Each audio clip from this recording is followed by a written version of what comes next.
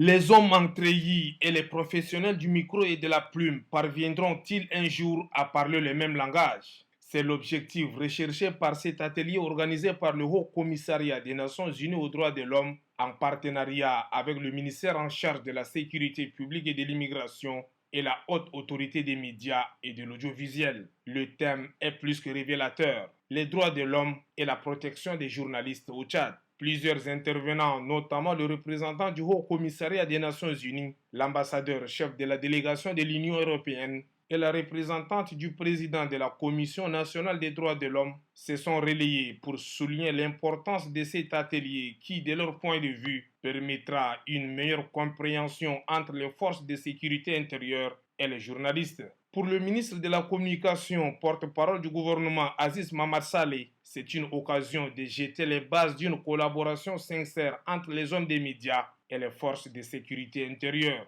Ouvrant les travaux, le chef du département en charge de la sécurité publique, Mamad Sharfadine Margui, a souligné l'importance de la presse dans une démocratie. Nous sommes tous ici réunis parce que nous partageons une préoccupation commune: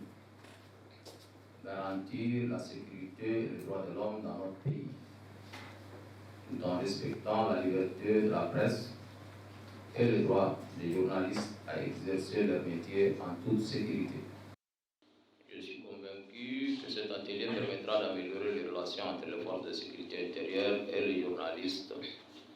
et de renforcer la sécurité des journalistes dans les opérations de maintien de l'ordre.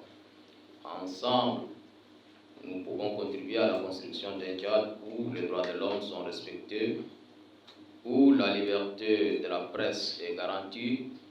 et où la sécurité de tous est assurée. Cet atelier de 3 jours permettra sans nul doute de restaurer la confiance déjà fragile entre les journalistes et les forces de sécurité intérieure pour que désormais chacun puisse exercer librement